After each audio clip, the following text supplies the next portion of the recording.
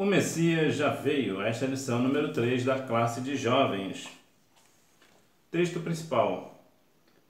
Recitarei o decreto. O Senhor me disse: Tu és meu filho. Eu hoje te gerei, pede-me, e eu te darei as nações por herança e os confins da terra por sua possessão. Salmos 2, 7 e 8. Resumo da lição. Quem se submete ao reinado e ao senhorio de Cristo Jesus tem a sua vida completamente ordenada por Ele.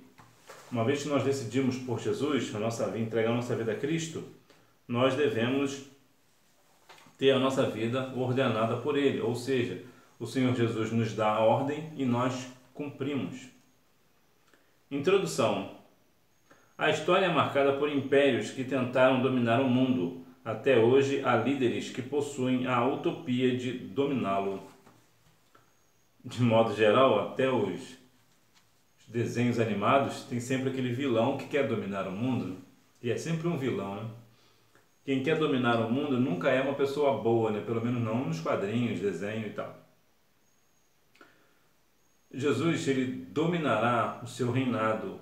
Entretanto, haja vista que vemos nos dias atuais nação contra nação, reino contra reino. O que é isso? É uma questão de querer dominar o território alheio.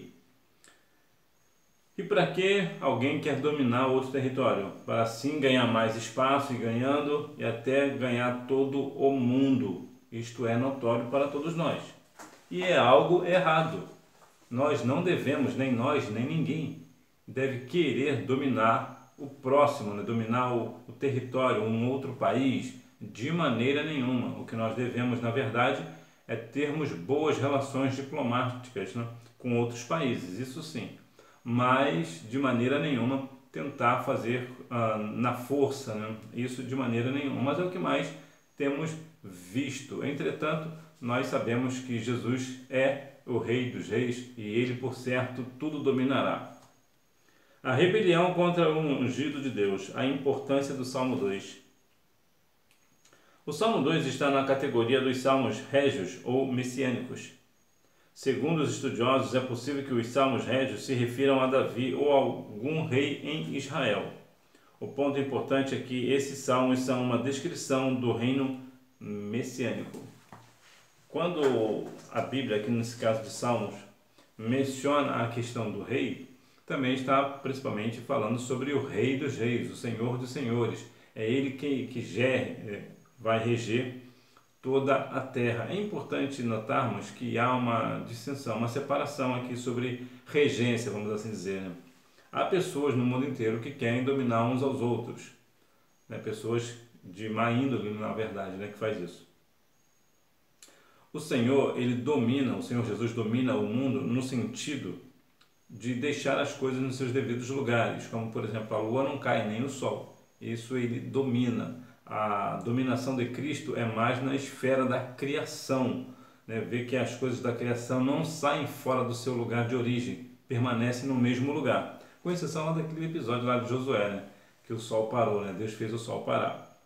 Entretanto, vemos que aqui, quando se fala sobre o rei, fala sobre o Rei dos Reis, que é o nosso Senhor e Salvador Jesus Cristo. A este todo joelho se dobrará, todos confessarão que Jesus é o Senhor dos senhores. Então aqui é mais esta questão da importância do Salmo 2, né?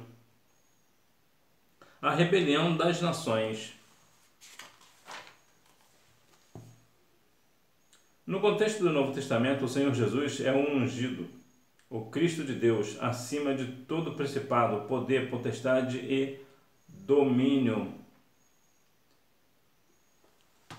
Ainda que as pessoas queiram fazer rebeliões uns contra os outros e até mesmo contra Cristo, podem fazer e farão sempre rebelião contra o nosso Senhor e Salvador Jesus Cristo. Foi sempre assim desde quando Jesus veio e continuará, isso não mudará. As pessoas sempre irão se rebelar contra Cristo. Entretanto, Jesus está acima de todo principado, poder, potestade e domínio. Jesus está sobre tudo. A Bíblia nos menciona que Jesus, que todo poder lhe foi lhe dado no céu e na terra. Então até os anjos adoram ao Senhor. O que significa o fato dos anjos adorarem ao Senhor? Significa dizer que o Senhor é maior do que os anjos, porque senão os anjos não o adorariam. Então o Senhor Jesus, ele é o Rei dos Reis, ele é o maior, não há outro que possa dominar o mundo, que possa receber glórias, mas verdade é que as pessoas sempre irão se rebelar contra o Senhor Jesus. E é algo estranho, porque se você for observar, o que Cristo faz de ruim para alguém?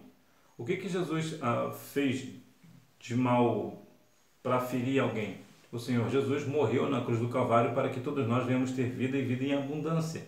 O Senhor Jesus nos deu a salvação e nos dá a salvação. Então não há nada que o Senhor Jesus faça para ofender as pessoas. Então por que as pessoas não o recebem, né?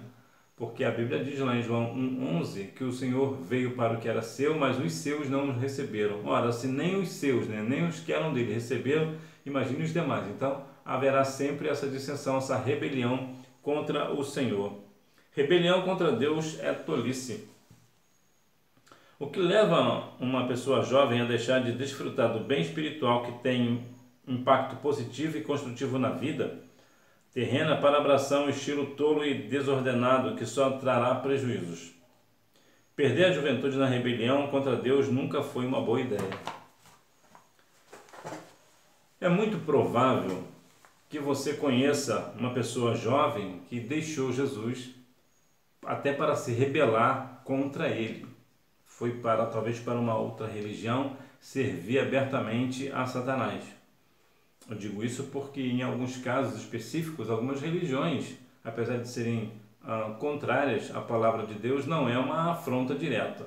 Entretanto, há outras religiões que vai contra a palavra do Senhor, é uma afronta. E às vezes, até, digamos, não digo aceitável, mas talvez explique alguém querer, né, ainda mais na sua juventude, deixar a igreja para curtir o mundo, né? Isso é até, como eu posso dizer, de uma forma assim, até compreensível, porque o jovem, como ele é imaturo, ele quer curtir a vida, acha que esse é o barato, né? Curtir uma balada ou ficar enfurnado em outras situações vai trazer algum benefício. Não trará. Agora daí, sair da igreja, sair da presença do Senhor, para depois zombar do próprio Deus e contra uma rebelião direta contra Deus, se bem que na bem da verdade, se nós olharmos bem, quando uma pessoa está na igreja e deixa o Senhor para ir para outra religião, ou ficar sem religião, ou ser o que for, já é uma rebelião contra Deus. Já é uma rebelião. Por quê? Porque está em desobediência. Entretanto, há outras pessoas que deixam isso claro. Há pessoas que realmente afrontam a Deus, afrontam a sua soberania. Entretanto, isso é uma tolice, porque ninguém lutará com o Senhor e sairá vencedor. Ninguém. O Senhor ele tem todo o domínio, ele pode todas as coisas. Então, por que uma pessoa que conhece o Senhor, conhece a sua palavra, vai se rebelar contra ele? É tolice. Até porque quando alguém está afrontando a Deus, está deixando de desfrutar as bênçãos do Senhor. Porque quantas vezes as pessoas deixam o Senhor Jesus para ir atrás de outras questões, outros prazeres esses que são momentâneos, que daqui a pouco perece e pior, parte para a eternidade sem Cristo, mesmo conhecendo a sua palavra, mesmo conhecendo o seu amor. Então, rebelião contra Deus é uma tolice. O ungido pedirá contas. Como Deus contempla a rebelião dos homens? No versículo 4 temos uma resposta de Deus num tom de desprezo e escárnio, típicas expressões da natureza humana. O Senhor, ele tem os seus olhos como chama de fogo. Ele nos observa. E quantas vezes nós deixamos o Senhor, mas o Senhor, como é que o Senhor olha para nós quando nós estamos diante quando nós o abandonamos? A Bíblia menciona, né? A Bíblia diz que Deus não tem prazer naquela alma que retrocede, ou seja, aquela alma que volta atrás, que volta para o Egito, que volta para o mundo. A alma de Deus não tem prazer nesse negócio. A Bíblia diz que deseja que todo homem seja salvo, né? Chegue a pleno conhecimento da verdade. E quantas pessoas estão se esquecendo de que Deus irá pedir contas naquele grande dia? E como será? A pessoa vive aqui uma vida completamente que está escarnecendo de Deus, está desprezando a Deus, mas e naquele grande dia? Como será? O ungido do Senhor regerá o mundo todo. Nesse caso, Deus dará por herança as nações ao rei, e o ungido destruirá com vara de ferro os rebeldes, e seu reinado será de justiça. O Senhor é a nossa justiça. O Senhor sempre fará justiça por nós. E no sentido das últimas coisas, o Senhor dará herança às nações ao rei. O rei Jesus estará dominando por todas as nações, dominará todas as nações. Todas as pessoas que estão do seu lado estarão com ele. Agora, e aquelas pessoas rebeldes? Como será?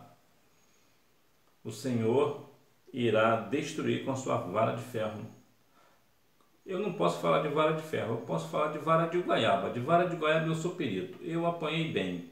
Eu entendo bem, apanhar de vara de goiaba não é bom. Na verdade é até bom.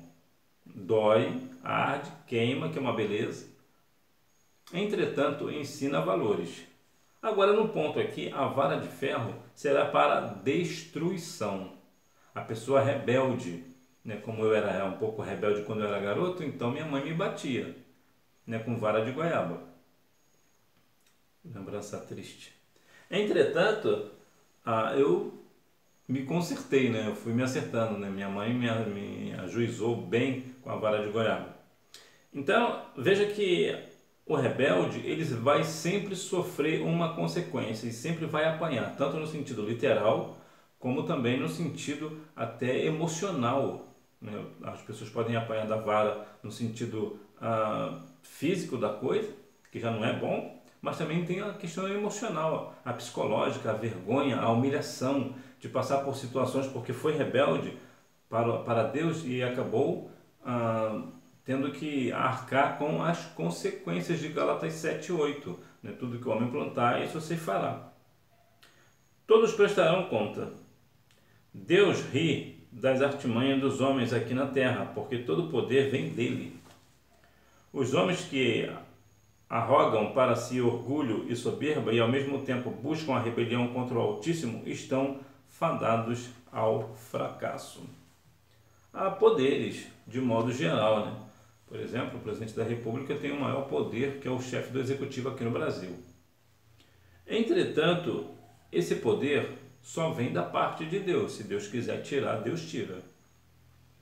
Por quê? Porque Deus tem todo o poder. E toda aquela pessoa, né, todo aquele homem que busca para si, isso também, claro, vale para a mulher, que busca para si o orgulho e soberba e ao mesmo tempo busca a rebelião contra o Altíssimo, só tem a perder, vai fracassar. E ainda que tenha algum luxo aqui na terra, ainda que tenha uma boa vida aqui na terra, naquele grande dia padecerá a eternidade sem Jesus.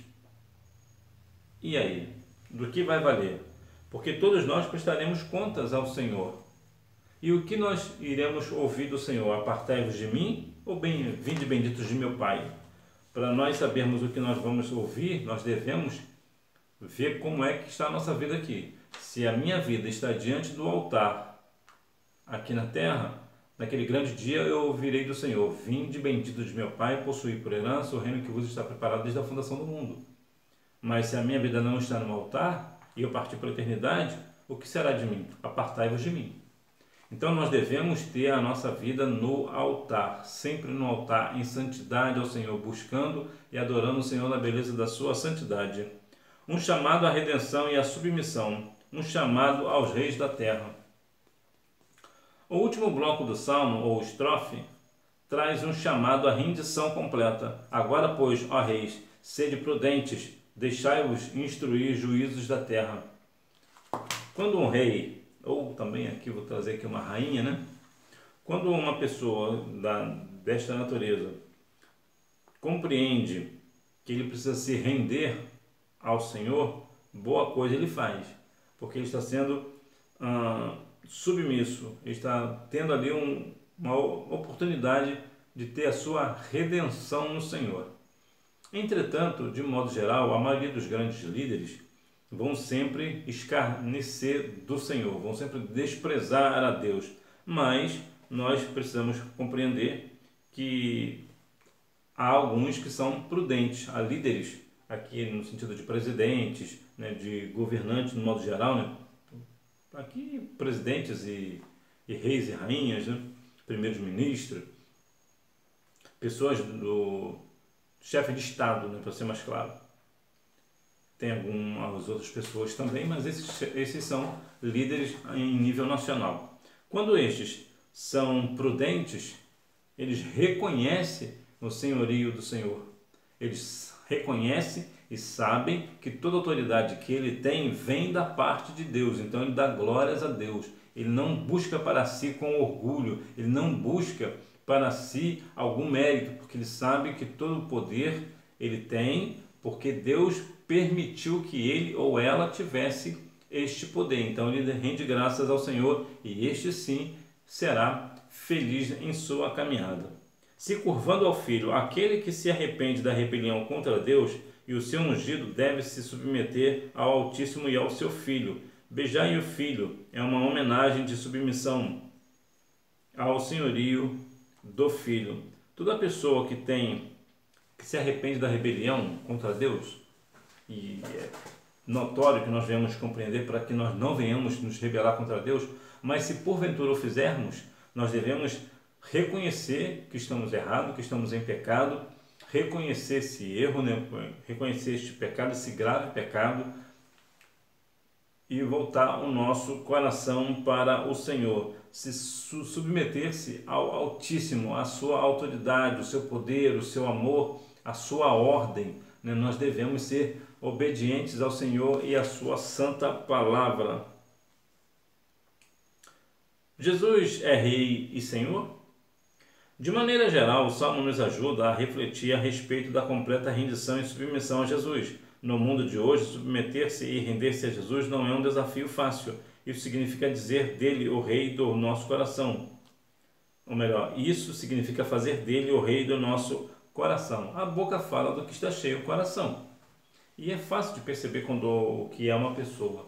Quando você conversa muito com uma pessoa, você observa aqueles tipos de assunto que ela mais fala. Por que ela fala mais daquilo? Porque o coração dela está cheio daquilo. Então, por ali você já sabe que tipo de pessoa ela é. Por aí você já sabe. Quando as pessoas reconhecem o Senhor Jesus como Rei e Senhor da sua vida, ele precisa colocar o trono no seu coração, né? Fazer um troninho lá no coração e Jesus reina aqui. Fazer do Senhor dentro do nosso coração. Mais uma vez a Bíblia fala que a boca fala do que está cheio o coração, do que está cheio o coração. Então, quantas pessoas hoje não têm esse pensamento, não são submissos ao Senhor? Nós devemos ser submissos ao Senhor no sentido de obediência, de humildade, reconhecer que Ele está certo e eu estou errado, né? Saber que Ele é o Rei do meu coração, Ele é o Rei da minha vida, Ele é o meu Senhor, Ele é o meu pastor. Então, uma vez que Ele é Rei, Ele tem autoridade, né, para dominar a minha vida. Se Ele é meu Senhor, da mesma forma. E se Ele é o meu pastor, da mesma forma. Eu preciso ser obediente a Ele. Assim eu estarei reconhecendo que Jesus de fato é meu Senhor e Rei. Conclusão. O Salmo 2 tem uma ligação muito profunda com o reinado messiânico do Senhor Jesus. Ao longo dos séculos, os cristãos sempre leram esse salmo com vista ao reino messiânico do Senhor Jesus.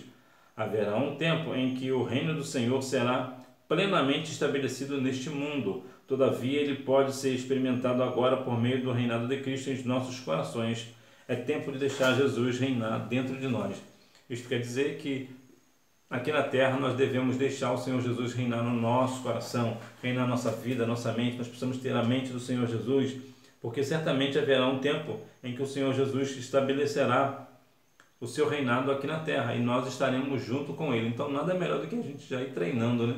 Já ir se acostumando com a ideia de reinar juntamente com o nosso Senhor e Salvador Jesus Cristo. Então vamos continuar dando glórias ao Senhor, reconhecendo o seu poder, a sua autoridade, para que nós assim venhamos naquele grande dia, quando o Senhor vier mais uma vez aqui, nós estarmos juntamente com ele e aqui reinar com ele. Hora da revisão. Número 1, o Salmo 2 está na categoria dos salmos régios ou messiânicos. Número 2, revela a presunção dos reis das nações ao se voltar contra o Senhor. Número 3, é uma atribuição das paixões humanas a Deus. Número 4, a palavra de Deus mostra com clareza que seja quem for, um dia todos estaremos diante do juiz para prestar contas de todas as nossas ações. E tudo será feito de acordo com a reta justiça divina. Número 5. De maneira geral, o Salmo nos ajuda a refletir a respeito da completa rendição e submissão a Jesus. Veja aqui no número 4, que todos nós iremos prestar contas ao Senhor, e tudo será feito de acordo com a reta justiça divina. Não é a justiça do homem, é a justiça de Deus, é a justiça perfeita de Deus, é a justiça divina de Deus. Isso quer dizer que, independente de quem for, não terá como esconder o que fez ou o que deixou de fazer. Tudo estará patente diante dos olhos do Senhor. E a Bíblia diz, quer seja bom, quer seja ruim, tudo será revelado. Mas que nós venhamos a cada dia mais estar com o nosso coração voltado para o Senhor, buscar o Senhor enquanto se pode achar, invocar enquanto Ele está perto. Que Deus em Cristo continue abençoando a sua vida, que você tenha uma boa hora e não deixe de ir à Escola Bíblica Dominical, até porque quem faz a escola é o aluno. Tchau!